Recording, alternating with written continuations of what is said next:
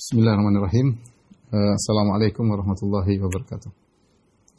Alhamdulillahi ala ihsanih wa syukru lahu ala taufiqihi wa amtinanih. Wa asyhadu an la ilaha illallah wahdahu la syarika lahu ta'ziman li sya'nih. Wa asyhadu anna Muhammadan abduhu wa rasuluhu da'ila ridwanih. Allahumma salli alaihi wa ala alihi wa ashabihi wa ikhwani.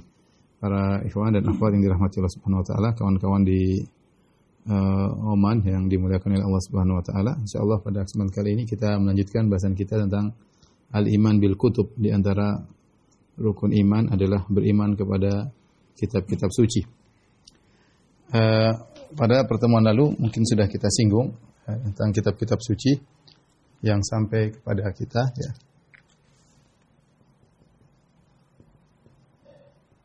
Kitab suci yang datang kabarnya kepada kita.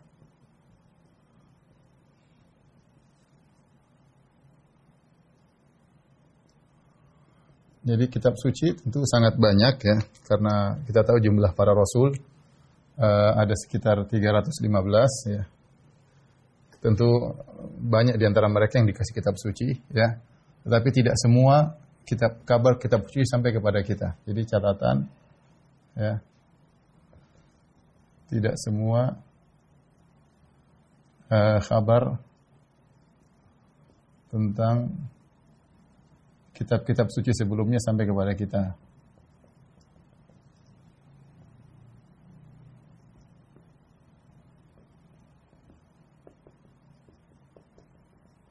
Nah, yang berikutnya yang sampai kepada kita, di antaranya Suhuf Ibrahim.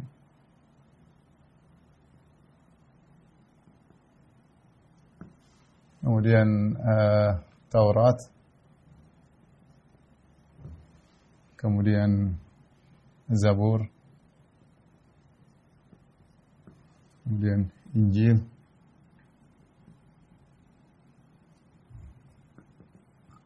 kemudian Al-Quran. Suhuf Ibrahim, Taurat, Zabur, Injil, dan Al-Quran, ya. Adapun isi daripada Suhuf Ibrahim, ya, sampai kepada kita beberapanya, di antaranya Allah nukilkan dalam surat, ya. Isinya di antaranya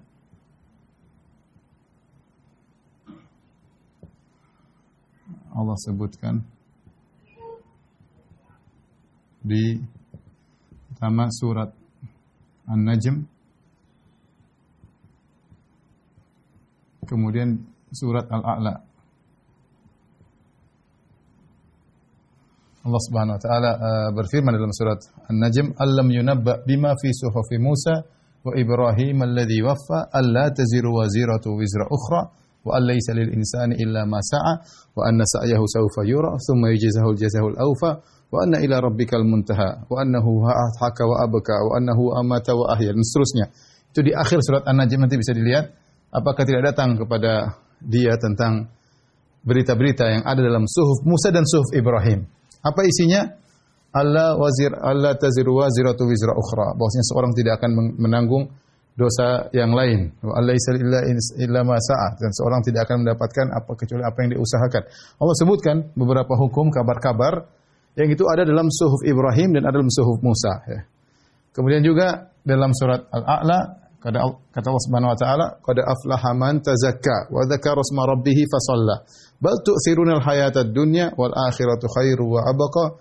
In hadza la fi suhufil ula suhuf Ibrahim wa Musa." Ada sekitar beberapa ayat, ya, yang Allah katakan, sungguh telah beruntung orang yang mensucikan dirinya, kemudian menyebut nama Rabbnya, kemudian dia salat. Tapi kalian lebih mendahulukan kehidupan dunia daripada kehidupan akhirat, padahal akhirat lebih baik dan lebih kekal. Sungguh ini sudah terdapat pada kitab-kitab terdahulu, di antaranya kitab Ibrahim, suhuf Ibrahim dan suhuf Musa. Ini di antara isi suhuf Ibrahim. Ya, saya tuliskan aja dari firman Allah Subhanahu wa taala,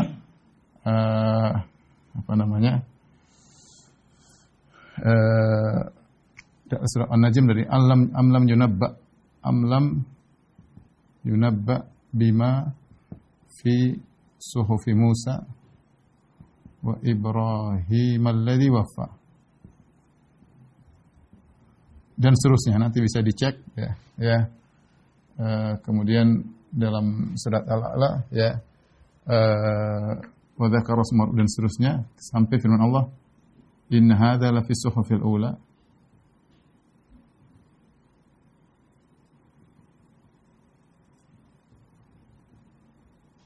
Suhufi Ibrahim wa Musa.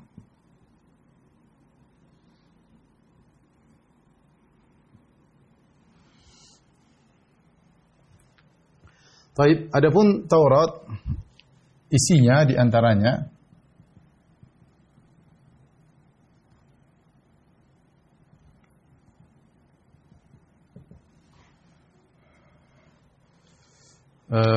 Allah sebutkan dalam Al-Qur'an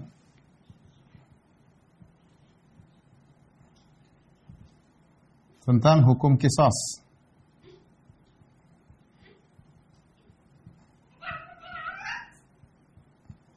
Ya, kata Allah Subhanahu wa taala, "Wa katabna 'alaihim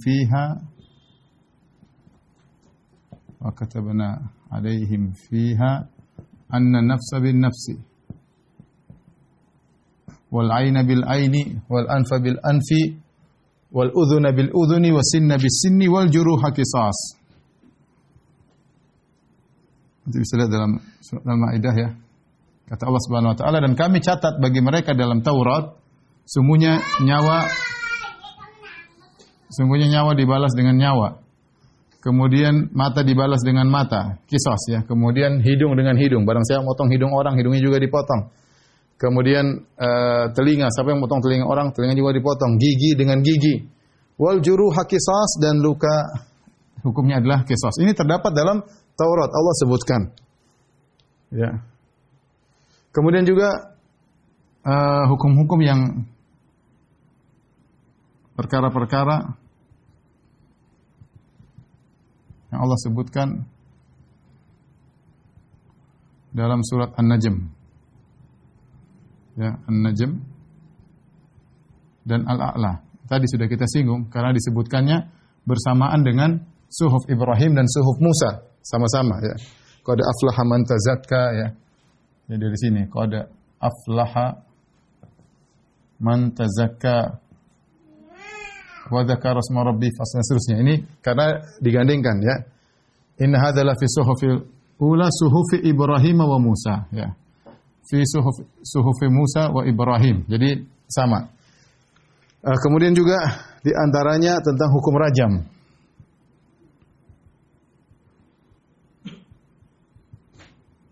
Hukum rajam sebagaimana disebutkan dalam hadis Abdullah bin Salam ya, sebagaimana disebutkan dalam hadis Abdullah bin Salam radhiyallahu taala anhu. Kisah yang masyhur ketika ada dua orang Yahudi melakukan perzinahan, maka mereka datang kepada Nabi SAW dan mereka ingin berhukum dengan hukum Taurat. Maka diambillah Taurat, kemudian Nabi suruh baca. Ketika mereka baca Taurat, ada ayat berkaitan dengan ayat rajam. Maka kemudian orang Yahudi tersebut menutup tangannya. Kata Abdullah bin Salam, ya Rasulullah suruh angkat tangan mereka. Ternyata ketika diangkat ada hukum rajam dalam Taurat. Kemudian juga di antara isi Taurat adalah menyebutkan Nabi sallallahu alaihi wasallam. Ini kita bicara Taurat, isinya Taurat sebelum menyimpang ya. Ini sebelum apa namanya dirubah. Semuanya kita bahas ini sebelum dirubah. Menyebutkan tentang Nabi sallallahu alaihi wasallam. Dalam surat Al-A'raf kata Allah Subhanahu wa taala, alladzina yattabi'una ar-rasul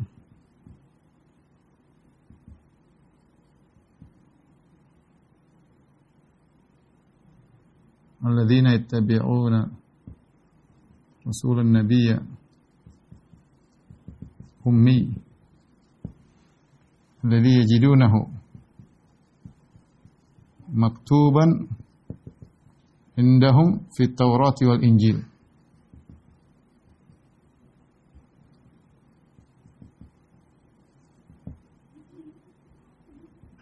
Jadi kata Allah itu orang-orang yang mengikuti Rasul, Nabi yang ummi, yang mereka dapat lazim yajidunahu maktuban, mereka dapati Rasul tersebut Muhammad SAW tertulis di sisi mereka di Taurat dan Injil. Jadi di Taurat dan Injil ada disebut tentang Nabi SAW. Demikian juga menyebutkan tentang sahabat, tentang para sahabat. Dan ini terdapat dalam akhir surat Al-Fath, ya. Akhir surat Al-Fath. Kata Allah Subhanahu wa taala, Muhammadur Rasulullah walladzina ma'ahu asyidda'u 'alal kuffari rahama'u bainahum tarahum ruk'an sujada yabtaguna fadlan minallahi wa ridwana simahum fi wujuhihim min athari sujud. Dzalika mathaluhum fit Taurat wa mathaluhum fil Injil. Ketika Allah memuji para sahabat, Allah mengatakan, kau melihat para sahabat ruku, sujud, ya. Mereka mencari ganjaran dari Allah, mencari karunia keridhaan Allah Subhanahu wa taala. Kemudian kata Allah, dzalika mathaluhum fit Taurat wal Injil, ya. Kalian dapati perumpamaan mereka di Taurat dan juga di Injil. Jadi para sahabat Nabi juga disebutkan. Ini di antara isi Taurat. Adapun Az-Zabur maka kata para ulama isinya adalah pujian-pujian kepada Allah dan zikir-zikir. Nah, kenapa? Karena seluruh nabi Bani Israel, ya, tidak berisi syariat yang baru. Tidak berisi syariat baru. Kata Allah Subhanahu wa taala, wa ataina Dawuda Zabura. Ataina Dawuda Zabura. Kenapa? Karena seluruh nabi Bani Israel setelah Musa alaihissalam mengikuti syariat Taurat.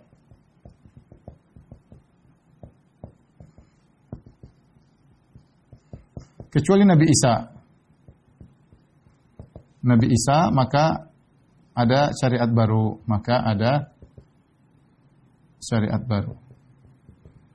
syariat baru dalam Injil.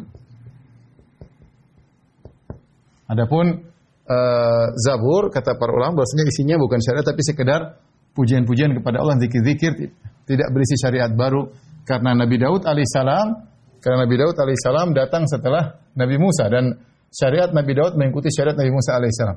Adapun Al-Injil isinya di antaranya kata Allah Subhanahu wa taala wa atainahul injil. Wa atainahu al-injil. Kami berikan kepada Isa Injil. Isinya di antaranya memansuhkan sebagian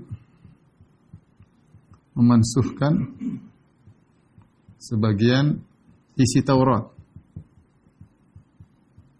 Allah Subhanahu wa taala, wa musaddiqan lima bayna yadayya minat Taurat wa musaddiqan lima bayna yadayya minat Taurat wa li uhilla lakum ba'd alladhi hurrima 'alaykum. Kata Allah Subhanahu wa taala, Nabi Isa berkata, aku ini Nabi Isa membenarkan apa yang datang sebelumku dari Taurat. Kemudian kata Nabi Isa, "Wali uhilla lakum ba'd alladhi hurrima 'alaikum." Dan untuk menghalalkan sebagian yang diharamkan bagi kalian. Itu di Taurat. Inilah sebabnya kenapa Yahudi tidak mau beriman kepada Nabi Isa, karena mereka menuduh Nabi Isa merubah Taurat. Dan menurut mereka Taurat itu tidak bisa dirubah. Taurat tidak bisa dimansuhkan. Inilah sebab kenapa Yahudi tidak mau beriman kepada Nabi Isa. Karena menurut mereka Taurat tidak bisa dimansuhkan.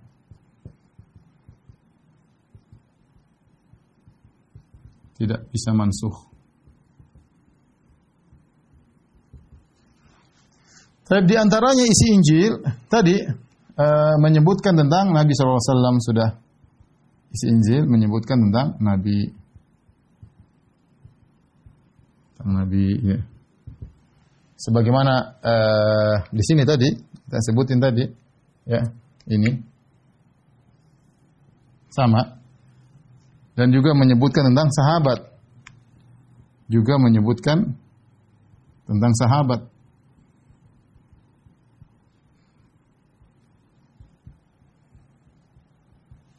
Ya, sebagaimana tadi telah kita sebutkan juga. Bahkan dalam Injil disebutkan namanya ya. Min ba'dismuhu Ahmad ya, min ba'dismuhu Ahmad ya. Tadi kata Allah Subhanahu wa taala, "Wa idz qala Isa ibn Maryam bani Israil, inni rasulullah ilaikum musaddiqan lima baina yadayhi at-Taurat." Wa mubasysyiran bi rasuli wa mubasysyiran bi rasulin ya'ti min ba'di ismuhu Ahmad. Dalam surat As-Saff ya. Dan aku beri kabar gembira kepada kalian wahai Bani Israel tentang seorang rasul yang akan datang setelahku namanya Ahmad. Ini isi Injil. Adapun Al-Qur'an maka dia adalah muhaimin. Al-Qur'an adalah memansuhkan seluruh kitab-kitab suci sebelumnya. Baik, sudah kita jelaskan bahwasanya Al-Qur'an spesial ya, Al-Qur'an spesial di antaranya dijaga oleh Allah. Inna nahnu nazzalna dzikra wa inna lahu lahafizun. Tidak seperti kitab-kitab sebelumnya.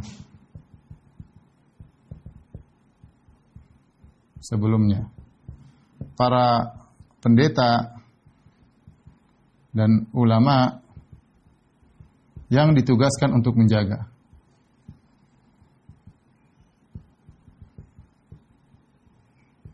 Kata Allah Subhanahu wa taala dalam Al-Qur'an ya,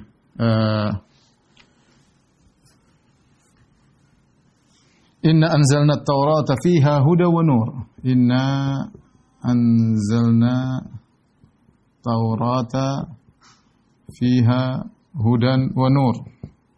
Yahkumu biha nabiyyuna alladhina aslamu lilladhina hadu والربانيون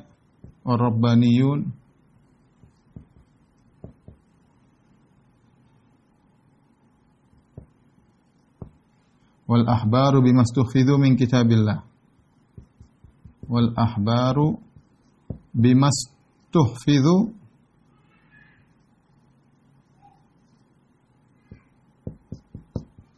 min kitabillah.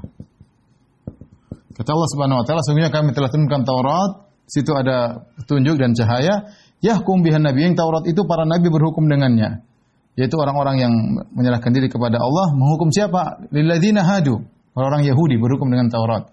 Warabbaniun al-ahbar, demikian para ulama mereka, para pendeta mereka, bimastuhfidzu min kitabillah, di mana mereka disuruh untuk menjaga, di sini. Ya, disuruh untuk menjaga. Tapi apakah mereka menjaga? Jawabnya tidak. Sehingga pada kitab-kitab sebelumnya terjadilah penyimpangan. Ya. Sehingga ya sampai sini ya, sampai Taurat. Di sini terjadi penyimpangan.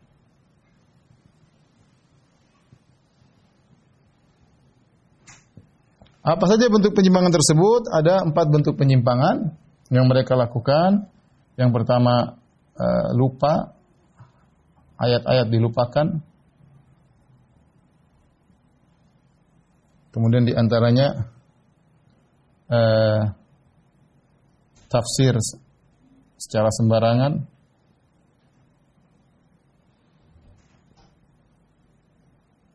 Kemudian di antaranya disembunyikan. Kemudian di antaranya ngarang ayat-ayat baru. Ngarang ayat-ayat baru.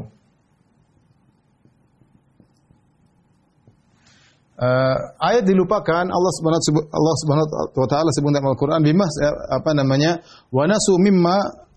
wa nasu hadzam mimma dzukiru bih.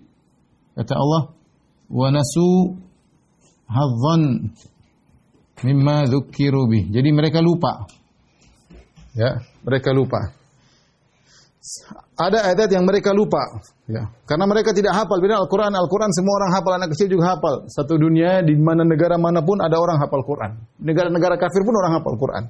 Dimanapun ada orang hafal Quran. Bahkan anak kecil hafal Quran. Jadi mereka lupa. Kemudian juga mereka tafsirkan secara sembarangan. Kata Allah Subhanahu Wa Taala, yuharrifunal kalima an mawadhihi. Mereka menafsirkan ayat-ayat di luar daripada tempatnya. Jadi mereka tafsir dengan sembarangan. Kemudian di antara yang mereka lakukan terhadap Taurat dan Injil adalah mereka sembunyikan. Yubayyinu lakum katsiran mimma kuntum tukhfun. Ya. Mimma kuntum tukhfun. Jadi mereka menyembunyikan banyak ayat-ayat. Tadi yang kita sebutkan Injil mau ditutup sama Taurat ketika disuruh baca, mereka tutup. Kenapa? Karena isinya ayat raja. Mereka tidak mau jelaskan. Kemudian di antaranya mereka ngarang. Ya. Allah Subhanahu Wa Taala berfirman, "Fawailul lilladzina yaktubuna al-kitaba bi aydihim."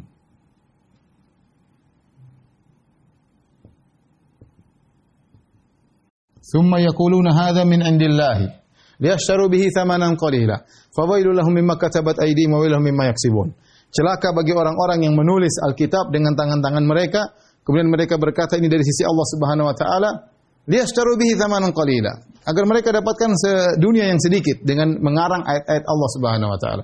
Fawailul lahum mimma katabat aydihim. Maka celaka atas apa yang mereka tulis dengan tangan-tangan mereka, fawailul lahum mimma yaksibun, dan celaka atas apa yang mereka perbuat. Allah sebutkan mereka celaka 3 kali. Dan ada orang-orang yang ngarang ayat-ayat Allah Subhanahu wa taala. Berarti dari Allah Subhanahu wa taala. La fariqan yalwuna alsinatahum, ya. Di antara mereka ada yang bolak-balik itahsabuhu minal kitab wa ma huwa minal kitab. Agar kalian menyangka ini dari Alkitab, ternyata bukan dari Alkitab. Wa yaquluna huwa min indillah wa ma huwa min indillah. Kata mereka ini dari Allah, ternyata bukan dari sisi Allah Subhanahu wa taala. Wa yaquluna Allahil kadhiba wa hum ya'lamun, dan mereka berdusta nama Allah padahal mereka tahu. Wa inna minhum la fariqan yalwuna alsinatahum bil kitabi litahsabuhu minal kitabi wa yaquluna huwa min indillahi wa ma huwa min indillahi wa yaquluna Allahil kadhiba wa hum ya'lamun. Ayat tersebut juga ayat awalnya wa inna minhum la fariqan yalwuna alsinatahum, bisa dicari. Di antara mereka ada sekelompok orang yang mereka memaling-malingkan ayat-ayat sehingga kalian menyangka itu dari Alkitab, dari kitab suci. Kemudian mereka padahal bukan dari kitab suci, dan mereka mengatakan dari Allah padahal bukan dari Allah. Dan mereka berdosa nama Allah padahal mereka tahu, dan ini mengerikan. Dan ini dengan 4 sebab ini ada yang mereka lupakan, yang tidak mereka lupakan mereka tafsirkan sembarangan, dan banyak yang mereka sembunyikan dan mereka karang-karang sehingga akhirnya Injil, Zabur, dan Taurat ini mengalami distorsi, mengalami banyak perubahan yang sampai di tangan kita. InsyaAllah kita akan bahas setelah ini. Tolong dihapus.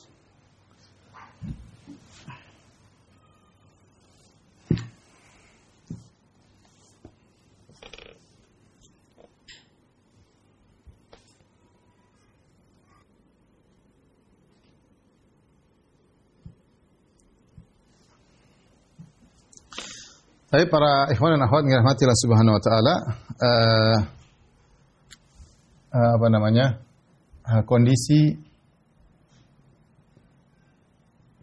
kitab-kitab suci sebelumnya, sebelum Al-Qur'an. Dalam hal ini adalah Taurat dan Injil. Sebelumnya kita tahu keistimewaan Al-Qur'an, ya. Jadi kalau kita mau bilang Al-Quran, terjamin keotentikannya.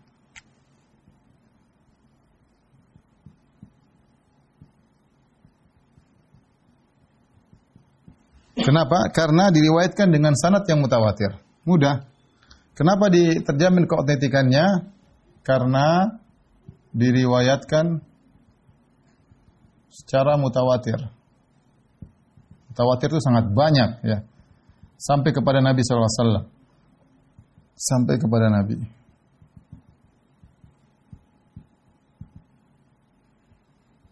Mutawatir itu misalnya Nabi SAW ya, kemudian di bawahnya 10 sahabat lebih dan Al-Quran banyak sekali, kemudian banyak sekali. Sampai sekarang ini teman-teman banyak punya sanad tentang tajwid sampai pada Nabi Shallallahu Alaihi Wasallam. Sangat banyak ya. Jadi saya ulangi, Al-Quran terjamin keotentikannya. Kenapa? Karena diriwayatkan secara mutawatir sampai kepada Nabi Shallallahu Alaihi Wasallam. Berbeda dengan hadis, ya. Lain halnya dengan hadis.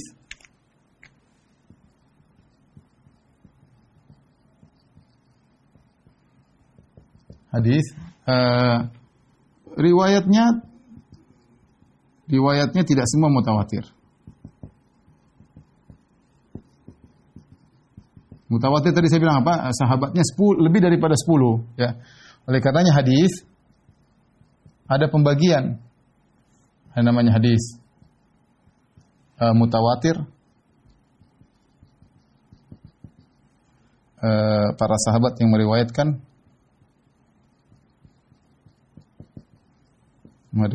lebih dari 10.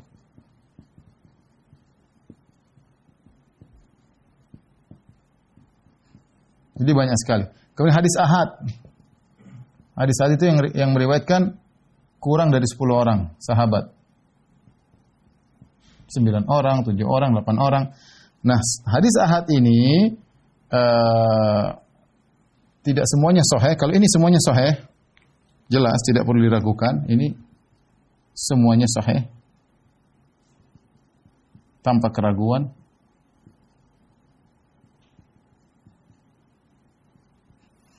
Hadis ahad tidak demikian. Hadis ahad karena sahabat yang meriwayatkan dari 10, kemudian yang di bawahnya juga ada yang mungkin 1 orang saja sahabat, ada yang 2 dan perawi di bawahnya juga tidak banyak ya.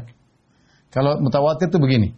Nabi SAW, kemudian sahabat banyak, di bawah sahabat tabi'in juga banyak, di bawah tabi'in juga banyak. Ya, ini sudah tidak diragukan lagi karena meriwayatkan sangat banyak ya, sangat banyak.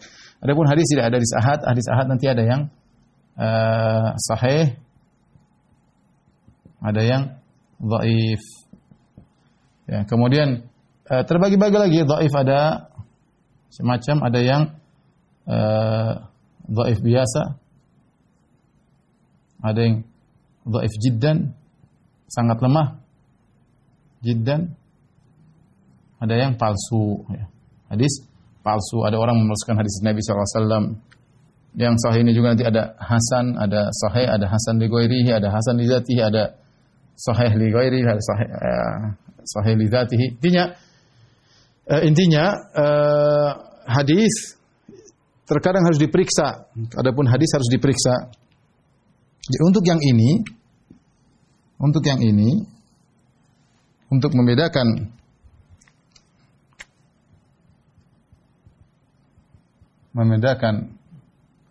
yang sahih dan dhaif harus ada pemeriksaan, harus diperiksa. Saya kasih contoh saja, sederhana saja. Misal. Contoh.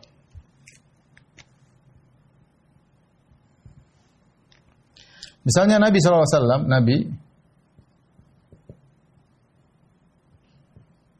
kemudian tentu sahabat, kemudian mungkin tabi'in, kemudian tabi'in, kemudian fulan,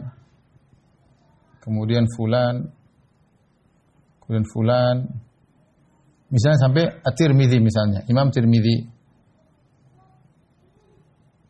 mau Tirmidzi, Abu Dawud, terserah ya. Tirmidzi, Abu Dawud, apa Bukhari, apa Muslim ya. Ini namanya buku hadis. Ini buku hadis.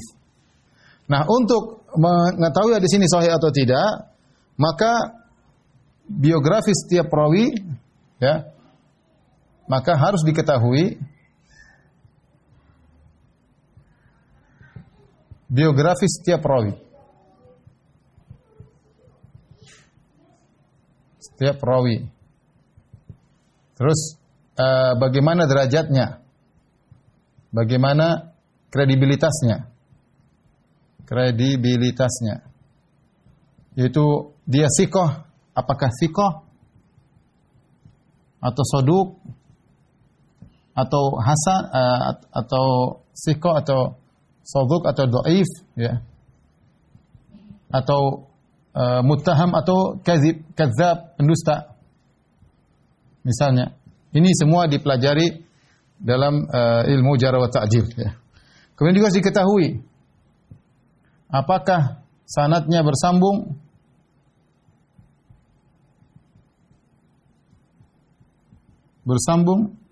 Kemudian yang ketiga harus diketahui apakah selamat dari illah penyakit yang tersembunyi.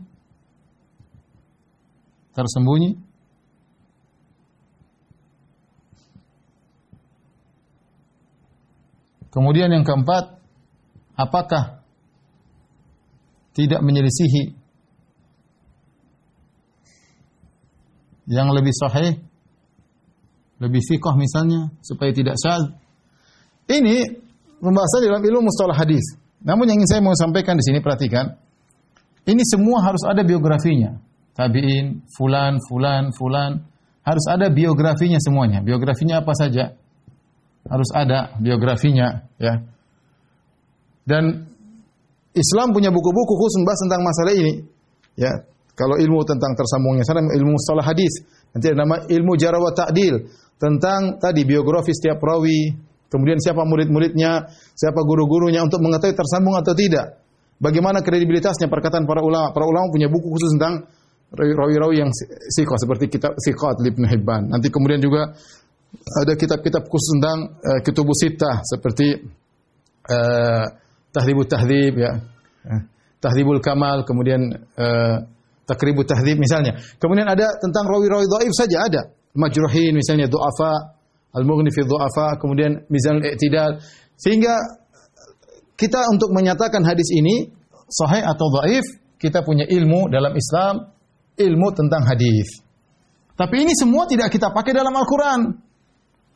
Kenapa? Karena Al-Qur'an riwayatnya mutawatir. Sama seperti ini, Al-Qur'an semuanya sahih, tidak perlu diperiksa lagi, sudah jelas. Sama, semuanya mutawatir. Ya, saya katakan tidak perlu diperiksa lagi. Karena terlalu banyak orang yang meriwayatkan.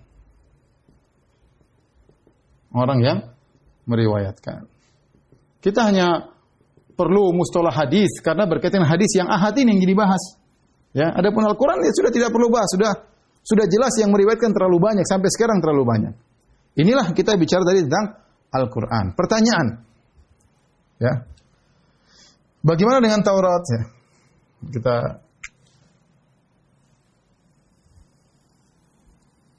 baik. Bagaimana dengan Taurat? Taurat bagaimana? Taurat. Kenyataannya, ya,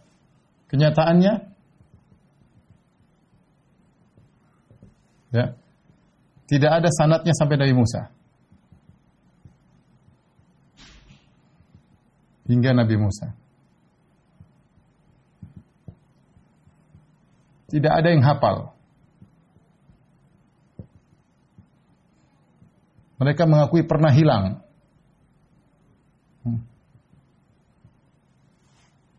Ya, kenyataannya tidak ada yang hafal, pernah hilang.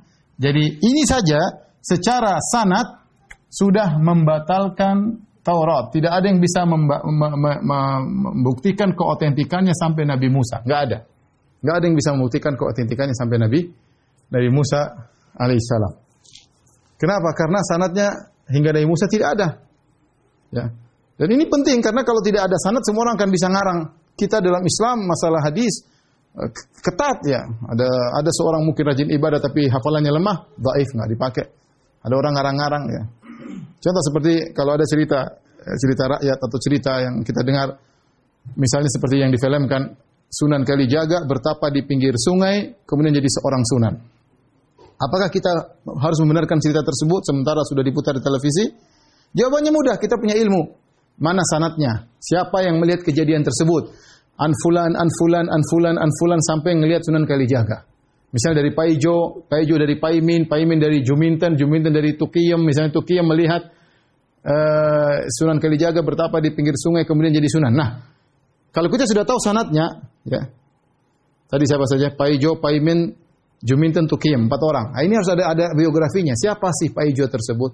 Siapa Paimin tersebut? Siapakah Tukiyem tersebut? Siapakah Juminten tersebut? Harus ada biografinya.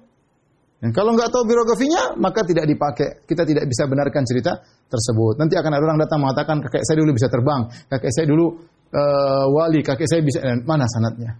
Kalau katanya terlalu banyak kata-katanya, apalagi zaman sekarang. Ya. Jadi kenyataannya Taurat tidak bisa dibuktikan keotentikannya. Ya. Kemudian juga sama halnya dengan Injil. Bagaimana dengan Injil? Injil. Kenyataannya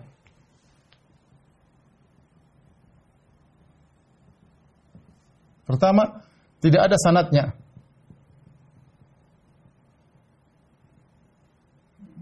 Ya. Hingga Nabi Isa enggak ada. Injil yang ada ya. Hingga Nabi Isa. Injil yang ada baru ditemukan makhtutotnya baru ditemukan sekitar tahun 80 Masehi ya. Manuskripnya tidak ada sanadnya hingga Nabi Isa. Kemudian siapa? Berikutnya manuskripnya baru ditemukan sekitar kurang lebih ya 60 atau 70 Masehi. Kita tahu Nabi Isa wafat sekitar tahun 30 Masehi, 30 sekian ya. Tidak ada. Kemudian juga rata-rata manuskripnya bahasa Yunani. Kecuali salah satu Injil dengan bahasa Ibrani. Kecuali Injil apa gitu, Yohanes atau apa, kecuali satu Injil dengan bahasa Ibrani. Baik, menjadi pertanyaan bahasa Ibrani. Padahal Nabi Isa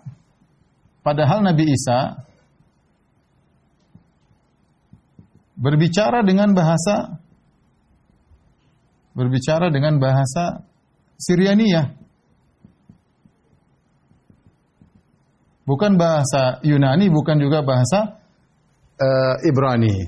Timbul pertanyaan berikutnya, ya, siapa penerjemah Injil tersebut?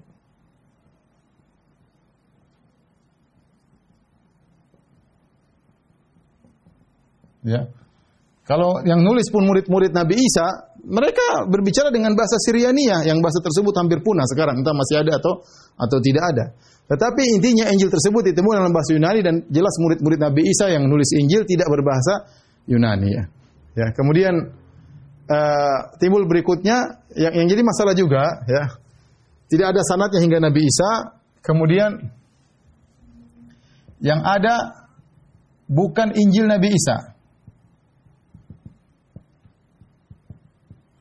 Tapi Injil-Injil yang ditulis oleh murid-murid Nabi Isa atau di bawahnya tentang kehidupan Nabi Isa, tentang Nabi Isa. Beda dengan Al-Quran. Al-Quran Allah langsung turunkan kepada Nabi Muhammad SAW. Allah berbicara. Tapi kalau Injil nanti akan kita bahas insya Allah pada pertemuan-pertemuan berikutnya, yaitu bahwasanya yang tulis misalnya Yohanes bercerita tentang Nabi Isa. Jadi bukan Nabi Isa yang langsung berbicara. Kalau Al-Quran kan beda. Allah sampaikan kepada Nabi berbicara, para sahabat nyatat langsung. Jadi Nabi menyampaikan dari Allah, bukan omongan Nabi, tapi Nabi menyampaikan dari Allah. Adapun mereka, Injil itu seperti kitab hadis. Seperti kitab hadis, sahabat menulis tentang Nabi. Sama, Injil itu seperti sahabat yang menulis tentang Nabi Isa. Tapi intinya nanti akan kita bahas secara khusus. Tapi intinya perhatikan di sini, manuskrip yang ditemukan bahasa Yunani, ya. Jadi sanadnya nggak ada. Kemudian manuskripnya juga ditemukan bukan bahasa Syriania. Timbul pertanyaan siapa penerjemah Injil-Injil tersebut? Bagaimana kredibilitasnya? Nggak akan ada yang bisa tahu. Dari sini kita tahu bahwasanya keautentikan Injil tidak bisa dibuktikan sama sekali. Sampai sekarang mereka tidak bisa buktikan. Buktikan. Kalau keautentikannya dipertanyakan, bagaimana kita meyakini bahwa Injil adalah firman Tuhan? Bagaimana kita meyakini Taurat adalah firman Tuhan? Adapun Al-Qur'an maka sangat jelas. Baik. Habis ini kita lanjut lagi insyaallah.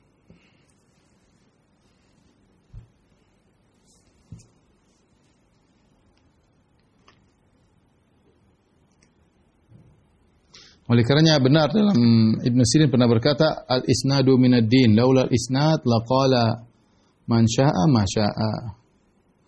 Isnad adalah bagian dari agama, kalau bukan karena isnad, setiap orang ingin bicara dengan apa yang dia kehendaki. Mau bilang dari Tuhan, mau bilang dari Rasul, mau bilang dari begini, ya. Kalau kita sammulana rijalakum. Kata para salaf dahulu, sammulana rijalakum. Sebutkan mana perawi kalian. Siapa perawi-perawi yang meriwayatkan hadis Nabi SAW. Sehingga kita bisa cek hadisnya sahih atau dhaif. Oleh karenanya saya ketemu seorang kawan, dia masuk Islam gara-gara dia baca sanad. Ketika dia baca sanad hadis Nabi SAW, dia baca an fulan, dan itu dia tidak temukan di Injil. Tidak ada. An fulan ini tidak ada. Tiba-tiba hilang begitu saja. Tahu-tahu muncul Injil Matius, Injil Yohanes, Injil Markus, Injil Lukas. Ya. Dari mana sanadnya? Tidak ada. Ya, siapa penerjemahnya? Enggak tahu. Ya, terus bagaimana membuktikan keautentikan ini kitab suci dari Tuhan atau tidak? Tapi insya Allah akan ada pembahasan khusus tentang masalah Injil sebagai pengetahuan bagi kita.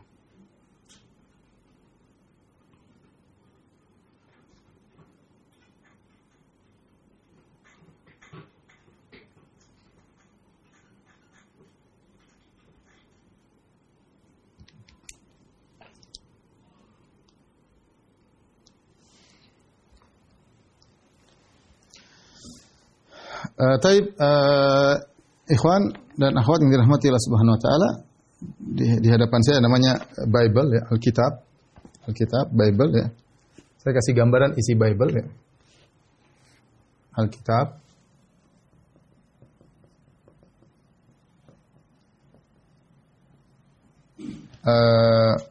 Ini terbagi menjadi dua. Perjanjian Lama sama Perjanjian Baru.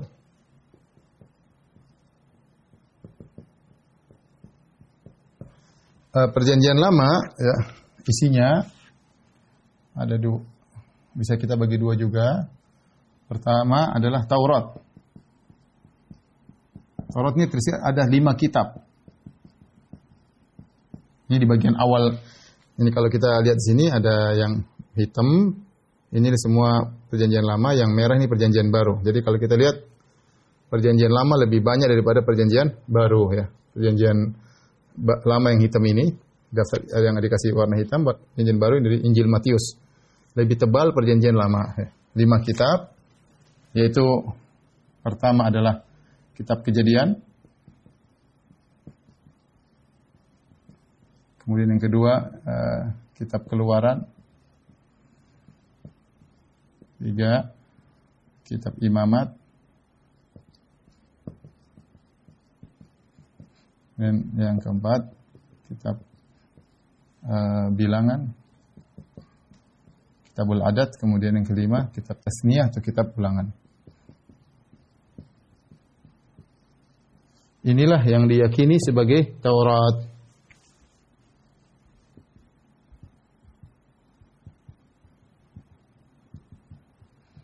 Sebagai Taurat. Setelah itu ada kitab-kitab tambahan. Kitab-kitab tambahan.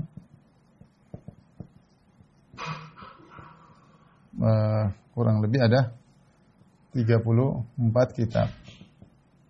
Bisa kita perinci menjadi sekitar 13 kitab tentang sejarah.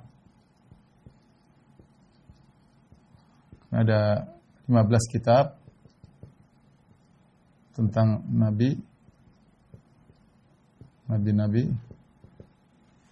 Kemudian ada sekitar 5 kitab tentang adab secara global aja. Kemudian yang terakhir 1 kitab tentang pujian-pujian, yaitu Mazmur. Disebut dengan Mazmur. Ini yang diyakini sebagai Zabur, ya. Mazmur yaitu Zaburnya Nabi Daud alaihissalam. Ini adalah perjanjian lama, ya. Adapun perjanjian baru, ya, ada 4 Injil, bisa kita bagi menjadi 4 Injil. Kemudian sisanya adalah risalah-risalah para rasul. Para rasul, ya. 4 Injil tersebut adalah Injil Matius, kemudian Injil Markus, kemudian Injil Lukas, kemudian Injil Yohanes. Adapun setelah itu para rasul banyak, ya. Di sini nanti ada namanya Paulus, Petrus, ya. Kemudian Yahuda, Yakub kalau tidak salah, ya. Nanti saya cek lagi, ya. Ya, nanti intinya ada beberapa para rasul, ya.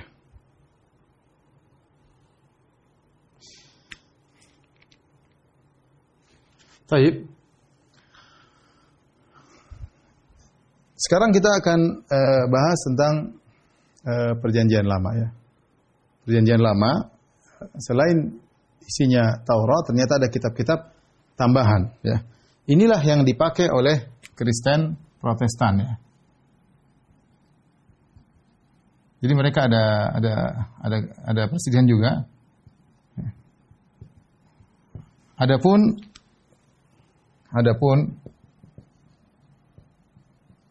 Katolik, ya, dan Ortodok,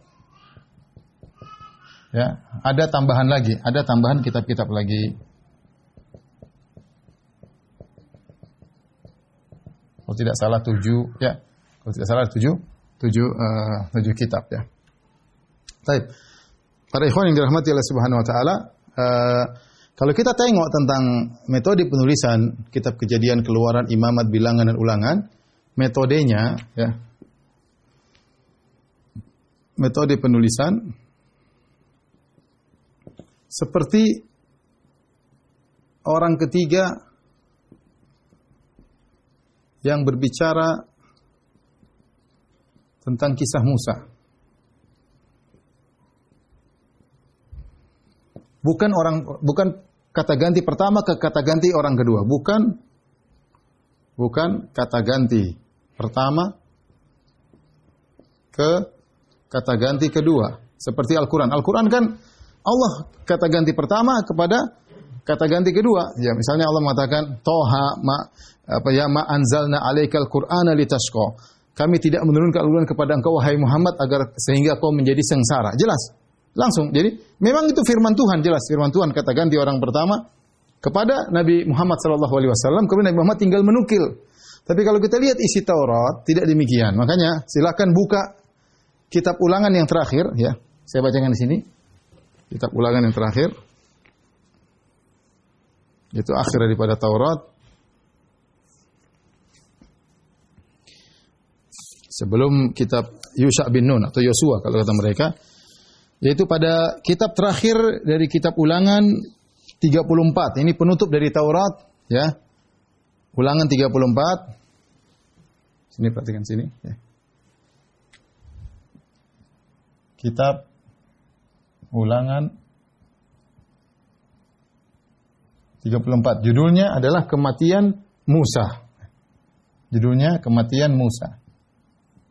Dari judul saja jelas bukan Nabi Musa yang meriwayatkan kelima ini daripada Allah Subhanahu wa taala. Ya harusnya kan Allah kepada Nabi Musa. Ini dalam kitab Ulangan ternyata disebutkan kematian Musa. Nah, siapa yang cerita? Itulah yang saya katakan tadi, ada orang ketiga. Seperti orang ketiga yang bercerita tentang kematian Nabi Musa, ya. Saya bacakan kematian Musa 34. Kemudian naiklah Musa dari dataran Moab ke atas gunung Nebo, yakni ke atas puncak Pisga yang ditentangkan Yerikho. Lalu Tuhan memperlihatkan kepadanya seluruh negeri itu, daerah Gilead sampai ke kota Dan, seluruh Naftali, tanah Efraim, dan seterusnya. Dan berfirmanlah Tuhan kepadanya, inilah negeri. Dan berfirman Tuhan kepadanya, inilah negeri yang kujanjikan dengan sumpah kepada Abraham, Ishak dan Yakub. Demikian kepada keturunanmu lah akan kuberikan negeri itu. Aku mengizinkan engkau melihatnya dengan matamu sendiri, tetapi engkau tidak akan menyeberang ke sana. Kemudian ayat kelima, lalu matilah Musa, hamba Tuhan itu di sana di tanah Moab, sesuai dengan firman Tuhan, dan dikuburkannya lah di suatu lembah di tanah Moab, ditentangkan Bet Peor, di tentangan Bet Peor, dan tidak ada orang yang tahu kuburannya sampai hari ini. Coba bayangkan. Jadi ini yang nulis sebenarnya siapa? Saya ulangi, ayat ke-5 sampai ayat ke-6. Dengarkan baik-baik. Ini siapa yang nulis? Nabi Musa dari Allah atau siapa? Ada orang ketiga. Lalu matilah Musa, hamba Tuhan itu di sana, di tanah Moab, sesuai dengan firman Tuhan. Ayat ke-6, dan dikuburkannya lah dia di suatu lembah di tanah Moab, di tentangan Bet Peor, dan tidak ada orang yang tahu kuburnya sampai hari ini. Nah, ini siapa yang cerita kalau begitu? Ini jelas bahwa ini bukan firman Tuhan kepada Nabi Musa, karena ada orang ketiga yang bercerita tentang Nabi Musa alaihi salam, ya, Nabi Musa alaihi salam. Jadi sulit untuk kita membenarkan kitab suci ini. Baik. Mungkin kita sampai sini karena kita akan bahas isi Taurat, bagaimana penyimpangan-penyimpangannya insyaallah pada pertemuan berikutnya. Wallahu taala a'lam bishawab, dan kita akan singgung apa saja sumber hukum orang-orang Yahudi insyaallah pada pekan depan. Wallahu taala a'lam bishawab. Kalau ada yang bertanya saya persilakan. Jazakumullah Ustaz. Alhamdulillah kita sudah mendapatkan kajian tambahan dari beriman kepada kitab-kitab Allah. Insya Allah ada beberapa pertanyaan yang sudah masuk. Mungkin Bang Andre bisa menyebutkan 3 pertama insya Allah yang sudah sampai di chat. Jazakallah Bang Ludi. Ya, di sini sudah ada list untuk pertanyaan Ustaz. Yang pertama dari Ibu Yuniarti. Pertanyaan beliau. Assalamualaikum warahmatullahi wabarakatuh Ustaz. Izin bertanya, dalam rukun iman ada iman kepada Allah dan Rasul. Iman kepada qada dan qadar, maksudnya bagaimana ya? Demikian pertanyaan beliau. Ini rukun iman, maksudnya rukun iman ada 6. Iman billah wa malaikatihi wa kutubi wa rusuli wal yaumil akhir wa bil qadar khairi wa syarrihi. Beriman kepada Allah yang pertama sudah kita bahas, beriman kepada malaikat sudah kita bahas, kemudian beriman kepada kitab-kitabnya ini masih kita bahas sekarang. Kemudian beriman kepada para rasul. Ya, maksudnya beriman kepada para rasul, siapa-siapa rasul yang pernah Allah utus. Kalau kita Rasul Muhammad SAW harus kita imani ajaran-ajarannya. Kelima, beriman bil yaumil akhir, beriman tentang hari akhirat, bahwasanya akan ada hari kebangkitan di mana kita akan diminta pertanggungjawaban atas apa yang dilakukan selama ini di atas muka bumi. Yang keenam, iman kepada takdir, bil qadar khairi wa syarri, bahwasanya semua yang terjadi alam semesta sudah ditakdirkan oleh Allah Subhanahu wa taala. Allah sudah tahu apa yang akan terjadi, ya. Sehingga ketika kita mengalami sesuatu, kita tahu ini sudah ditakdirkan. Kata Allah Subhanahu wa taala, "Likai la ta'su 'ala ma fatakum wa la tafrahu bima atakum." Agar kau tidak putus asa ketika tertimpa musibah, dan jangan sombong ketika dapat kenikmatan, karena semua sudah digariskan oleh Allah Subhanahu wa taala. Mengenai lebih detailnya insyaallah akan kita bahas pada waktunya insyaallah taala. Wallahu a'lam bishawab. Jazakallahu khairan. Kemudian dari saudara Septian, dipersilakan Septian, tafadhol. Assalamualaikum warahmatullahi wabarakatuh, Ustaz. Waalaikumsalam. Ana izin bertanya. Minggu lalu Ana tidak sengaja lihat video ceramah pendeta Nasoro di YouTube. Intinya isinya begini. Mereka beriman pada Al-Quran, tapi dengan cara meyakini dan membenarkan bahwa Al-Quran itu memang wahyu dari Allah untuk umat muslim. Dan mereka juga tidak percaya bahwa Al-Quran itu otentik. Karena salah satu buktinya bisa dilihat dari nama-nama yang disebutkan dalam Al-Quran. Salah satu contohnya Fir'aun. Mereka tidak percaya karena masa sih nama orang Mesir zaman dahulu sebelum Muhammad itu sudah ke Arab-Araban. Harusnya bukan Fir'aun, tapi Faraoh atau yang sesuai bahasa Mesir itulah. Itu mohon penjelasannya, Ustaz. Itu sederhana. Fir'aun sampai sekarang orang Mesir ada yang namanya Fir'aun. Ya, saya dapat di mereka karena mereka tahu dari mana tentang Fir'aun itu aslinya Arab atau tidak. Jadi dalam bahasa Arab itu ada nama-nama yang disebut asalnya bukan bahasa Arab tapi dimasukkan dalam Al-Quran. Seperti Istabrok, itu katanya dari bahasa Persia, tapi Allah nukil dalam Al-Quran. Jadi tidak semua huruf dalam Al-Quran itu berarti dia harus bahasa Arab. Tapi terkadang nama-nama Allah nukil dari bahasa sebelumnya ke dalam bahasa Arab. Seperti Istabrok, kemudian ada beberapa nama dalam Al-Quran ya. Contohnya juga misalnya nama-nama Nabi ya. Dinukil tapi dengan redaksi yang berbeda, seperti mereka manggilnya Joseph, kita bilang Yusuf, kemudian mereka bilang David, kita bilang Daud. Itu sekedar tidak ada pengaruhnya karena Allah sedang berbicara. Misalnya kita berbicara tentang orang Jawa, kemudian kita nukil, mungkin tidak persis, kita sesuaikan dengan bahasa kita ya. Jadi itu yang pertama ya. Yang kedua, dari mana dia tahu bahwasanya namanya bukan Fir'aun? Dari mana dia tahu? Ya. Jadi dia nggak ngerti namanya dalam Al-Quran itu ada yang memang ada yang bahasanya memang bahasa Arab asli dan ada juga yang bukan bahasa Arab tapi dinukilkan dalam Al-Quran. Ya. Seperti nama-nama. Misalnya kalau nukil misalnya saya tulis dalam bahasa Indonesia, kemudian saya nukil orang namanya George. Apakah George bahasa Arab? Kan bukan. George tetap bahasa Inggris, tapi saya nukil dalam tulisan surat saya yang tulis berbahasa Indonesia. Ya. Tapi tanya sama dia, dari mana kamu tahu bahwasanya raja itu namanya bukan Fir'aun? Sehingga kamu mengatakan demikian. Baik, silakan yang berikutnya. Bahkan ada tulisan, ada bagus, saya tadi baru nonton di YouTube, coba antum cari tentang bagaimana Maurice Bucaille, ya, seorang pakar sejarah dan juga dokter yang dari Perancis, kemudian dia menemukan dalam ada nama Haman. Ya, jadi baru-baru saya nonton di Facebook atau di YouTube. Ya, ada nama Haman. Ya, ternyata diperiksa berdasarkan sejarah-sejarah kuno. Ya, ternyata memang panglima Fir'aun namanya Haman. Dan itu tidak diketahui bagaimana Muhammad SAW bisa tahu padahal jarak antara Muhammad dengan Fir'aun ribuan tahun. Ada penelitian bagus. Karena dia nukil dari sejarah-sejarah, ternyata tulisan-tulisan kuno ternyata namanya Haman persis dan dia adalah pakar pembangunan. Sehingga membuat si antaranya menyebabkan Maurice Bucaille akhirnya masuk Islam, di antaranya hal tersebut. Ini menunjukkan bahwasanya Al-Quran menukil, dan Haman bukan bahasa Arab, sama dia Allah sedang menukil nama orang di zaman tersebut ya. Dan ternyata tepat sesuai dengan sejarah Mesir kuno. Allah alam bisawab.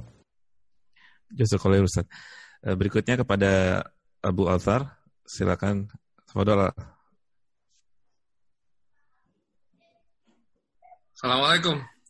Waalaikumsalam. Ustaz, afwan Ustaz, ini Ana bacakan dulu Ustaz.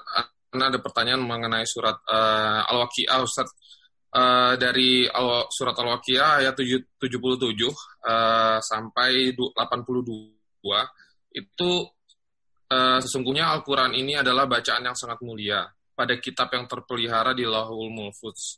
Tidak menyentuhnya kecuali orang-orang yang disucikan kemudian diturunkan dari Rabbil Alamin. Maka apakah kamu menganggap remeh saja Al-Quran ini?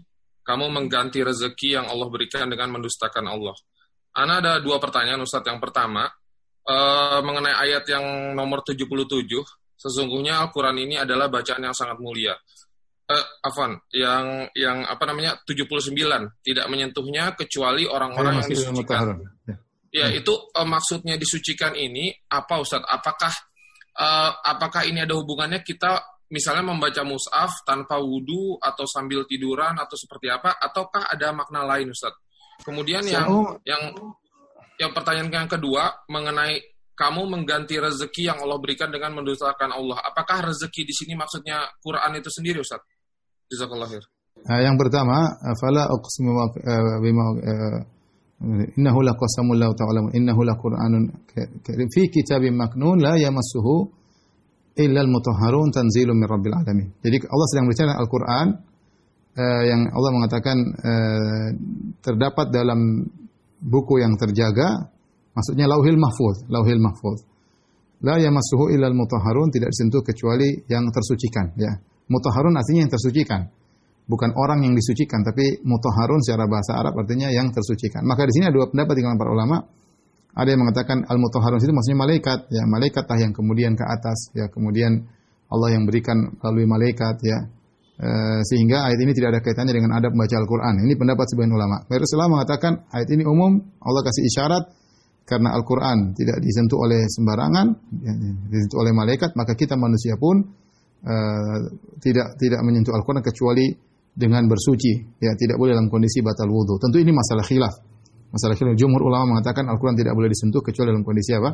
Bersuci sebagai bentuk pengagungan terhadap firman Allah Subhanahu wa taala. Tapi memang kalau kita lihat konteks daripada ayat tersebut, konteksnya tentang Al-Qur'an yang di atas, fala uqsimu bimawaqi'in nujum wa innahu laqasamun law ta'lamuna 'azim innahu laqur'anun karim fi kitabim maknun la yamassuhu illal mutahharun. Allah sedang berbicara tentang Al-Qur'an yang sedang berada di Lauhil Mahfuz, yang tidak bisa sampai ke sana, tidak ada yang menurunkannya dari Lauhil Mahfuz kepada kecuali kepada malaikat. Allah turunkan kepada malaikat dan disentuh oleh malaikat, yaitu hamba-hamba Allah yang suci. Tapi tadi sebagian ulama mengatakan bahwasanya ayat ini juga berlaku bagi kita agar kita tidak menyentuh Al-Quran kecuali setelah bersuci, itu setelah berwudu, tidak boleh dalam kondisi junub atau dalam kondisi batal wudu kita sentuh Al-Quran. Tapi ini tadi saya katakan masalah khilafiyah, tergantung penafsiran ayat ini. Kalau dimaksudkan malaikat maka tidak jadi masalah seorang membaca Al-Quran meskipun tidak berwudu, ya.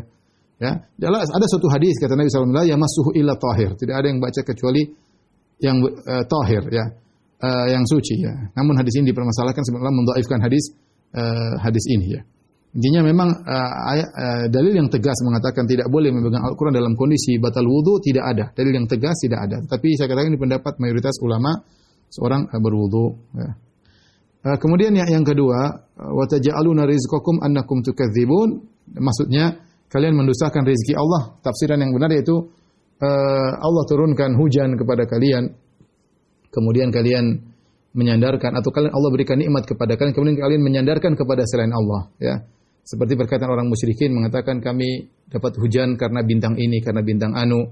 Maka ini hukumnya umum, maka seorang kalau dapat nikmat dia sandarkan kepada Allah. Maksudnya demikian. Jangan dia mendustakan nikmat tersebut, seperti dia sembuh dia mengatakan karena dokter, ya. Kita bilang benar sebab dia dokter, tapi kita bilang alhamdulillah Allah menyembuhkan saya melalui dokter. Jangan kita lupakan Allah, berarti kita mendustakan nikmat-nikmat Allah Subhanahu wa taala, karena seharusnya kita langsung menyandarkan nikmat tersebut kepada Sang pemberi nikmat yang sungguhnya yaitu Allah Subhanahu wa taala. Baru kita sebutkan tentang sebab kesembuhan kita. Jazakallahu khairan Ustaz. Kemudian dari Ibu Anissa Rani, pertanyaan beliau, bismillah, semoga Allah selalu menjaga Ustaz, keluarga dan umat muslim semua. Ustaz, di Twitter sedang ramai karena ada seseorang yang mengatakan seperti ini. Banyak yang nggak tahu agama buatan manusia. Emang yang menyebarkan agama siapa atau kalau bukan manusia? Agama lahir karena punya tokoh tertentu.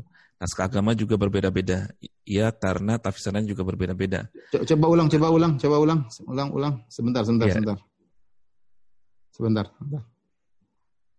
Baik, Ustaz.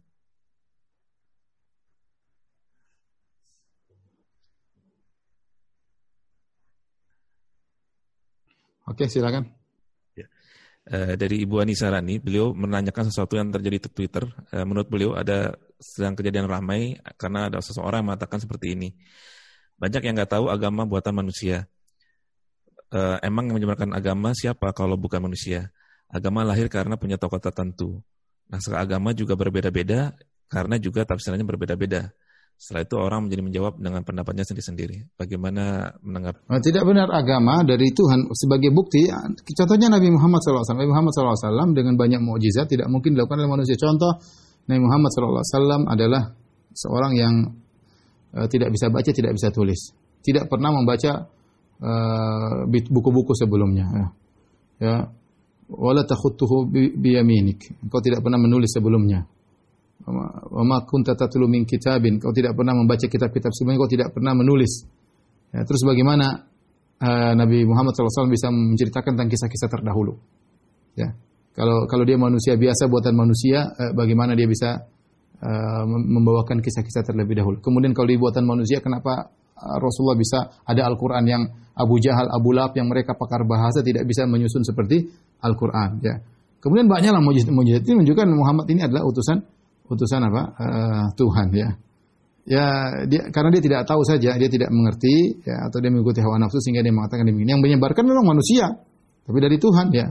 Memang yang menyebarkan manusia, tapi itu dari pencipta alam semesta, ya, dari pencipta alam semesta. Wallahu a'lam bishawab. Jazakallah Ustaz. Kemudian selanjutnya pada Bang Dodi. Tafadhol Bang Dodi. Jazakallah Bang Andre. Ada 2 pertanyaan Ustaz dari Ana pribadi 1 dan 1 lagi nanti dari Mas Mirza dari Oman. Dari Ana, kita tahu ada kadar minimal untuk mengimani kitab-kitab Allah, yaitu 4 diantaranya, yaitu mengimani bahwa kitab tersebut benar dari Allah. Yang kedua, kita mengimani nama-namanya dan membenarkan berita-berita serta mengamalkan apa yang dicantumkan di dalam kitab suci tersebut. Tetapi apakah untuk kitab suci yang lain selain Al-Quran kita hanya sampai batas yang kedua aja, yaitu membenarkan bahwa kitab tersebut dari Allah dan mengimani namanya. Karena kita dengan keterbatasan ilmu kita tidak tahu isi di dalam kitab-kitab tersebut. Jazakallah Ustaz. Ya, jadi yang cukup untuk kitab-kitab terdahulu cuma itu aja, cuma meyakini dulu pernah ada kitab-kitab suci yang Allah sebutkan turun kepada nabi-nabi sebelum Nabi Muhammad. Suhuf Ibrahim, Taurat, Zabur, Injil. Cukup itu saja, ya. Adapun mengetahui isinya kita tidak perlu tahu. Tidak wajib bagi kita untuk mengetahui isinya. Kenapa tidak wajib? Pertama, tidak kita perlukan lagi. Tidak kita perlukan lagi karena dengan Al-Quran sudah cukup. Tidak perlu kita kitab suci untuk mencari kebahagiaan karena kitab suci Al-Quran sudah sempurna. Sudah sempurna, ya, semua sudah dibahas dan sudah dijelaskan oleh Nabi sallallahu alaihi wasallam dalam hadis-hadisnya. Makanya Nabi sallallahu alaihi wasallam mengatakan ketika Umar membaca lembaran kitab suci terdahulu, Nabi marah, Nabi mengatakan amutahawwikuna anta ibnal Khattab law kana Musa hayyan ma wasi'u ila tibai. Kau ragu hai Umar, seandainya Musa masih hidup dia akan mengikutiku, ya. Nah, ini yang pertama. Yang kedua, yang ada Allah sudah jelaskan terjadi banyak distorsi, penyimpangan dan yang lainnya. Dan kita tidak tahu mana yang benar, mana yang masih benar, mana yang sudah dirubah. Dan oleh karenanya yang membaca hanyalah para ustadz, para ahli kristolog misalnya yang berusaha untuk mencari titik-titik benar yang ada dalam Taurat dan Injil atau untuk mendebat mereka, maka itu boleh-boleh saja. Adapun kaum muslim secara umum tidak perlu sama sekali, cuma perlu tahu bahwasanya dulu ada kitab namanya Suhuf Ibrahim, ada namanya Taurat, ada namanya Zabur, ada namanya Injil. Karena setelah datang Al-Quran, wa muhaiminan alaih, Al-Quran menjadi memansuhkan semua yang sebelumnya. Wallahu a'lam bishawab. Jazakallah Ustaz. Pertanyaan berikutnya dari Bang Mirza. Fadil Bang Mirza. Assalamualaikum warahmatullahi wabarakatuh Ustaz. Waalaikumsalam. Assalamualaikum Ustaz. Terima kasih atas penjelasannya. Pertanyaannya ada 2 Ustaz. Yang pertama, Suhuf Nabi Ibrahim alaihissalam itu diturunkan kepada umat yang mana Ustaz, di bangsa yang mana? Apakah ketika beliau sudah memiliki Ismail, Ishak atau sebelum itu?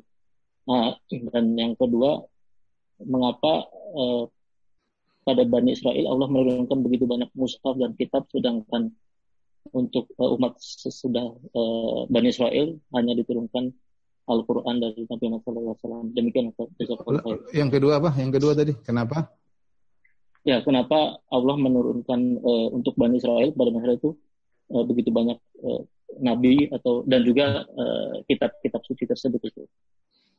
Oh ya. Adapun yang pertama tadi mengenai apa, Mirza?